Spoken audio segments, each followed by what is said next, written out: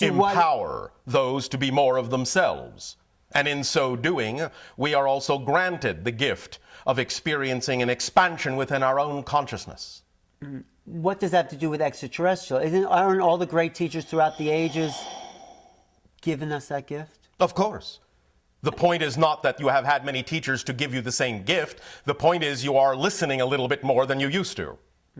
What does that have to do with contacting other civilizations?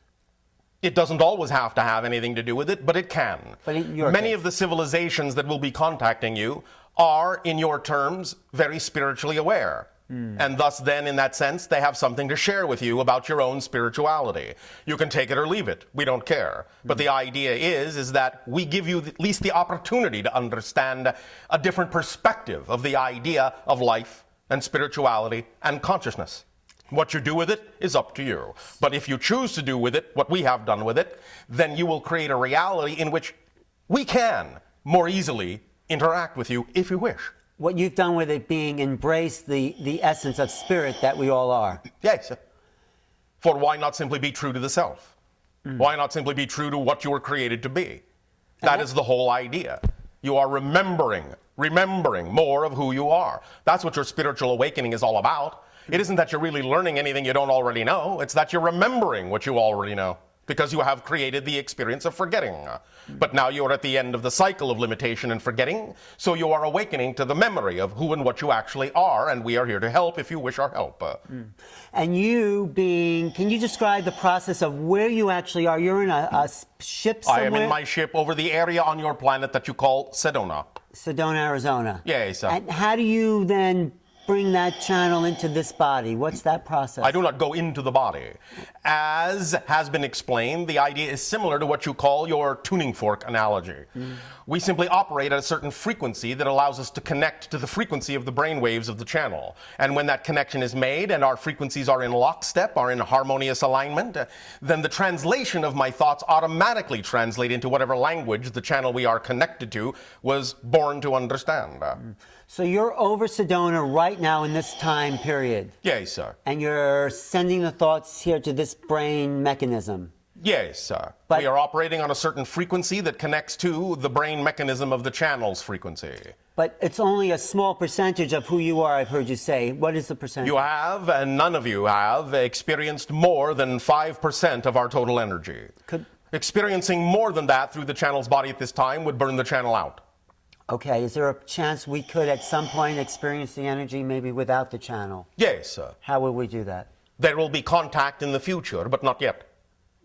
There must be elevation of frequencies and the creation of a new third reality that will act as a buffer between us to allow for assimilation of our energy and your energy into that new third reality in a manner in which we can interact with you in a manner that does not force our agenda upon you. Is that third reality part of this idea of discarding old beliefs and being Yes, sir. present in the joy? Yes. And that is the reality that contact Will occur in.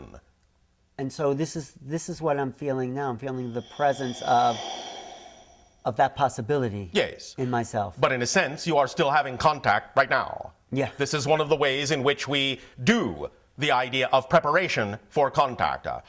More often than not, we will make a connection to an individual on a planet and channel through in this way.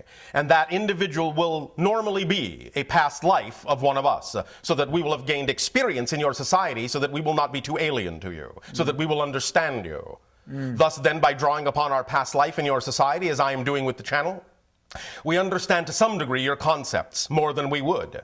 Thus, then, by forming that connection and gaining familiarity, we understand exactly how to tailor the information in a manner that your particular culture understands how to absorb. And you've done this before on other planets? Dozens of times. You personally? Yes, Mr. Bashar, and my family for generations. have all been trained as contact specialists? Yes, sir. And have they all been successful in their welcoming? Well, Well, not at first. Not all. There are some incidents that, in your terms, did not necessarily result in full contact. We must, in that sense, in those times, back away and honor that civilization's desire to not have contact. because they were too locked into their belief systems. Yes, sir. And the ones that were able to embrace you Can you describe them and what happened? There are many. Our alliance, our association of worlds is over 300. So life is totally abundant throughout the universe. Yea, sir. And where was Earth in this assimilation? Are we over 50% of acceptance? No. We're not. No. But you will be. We will be. You will begin to enter the first phase of your ability to interact with species from other stars. As we read your energy now, somewhere between your year of 2025 and 2033, that is when the first stages of contact will begin. And within 50 of your years thereafter will be the time frame in which you will become, shall we say in your language, an honorary member of the Alliance. But you will still only be beginning. What about the frequency of the people here? Can we, I mean, we seem pretty evolved, if I have to say. Is there some contact that we can already have? I mean, besides you. Most of you have had contact, but you don't remember yet. Part of the process of contact is to actually have contact, but to alter the energy in such a manner that you do not remember that you have had contact. The degree to which, the rate at which, the pace at which those memories come back to you are the pace at which we judge that you are ready for full contact.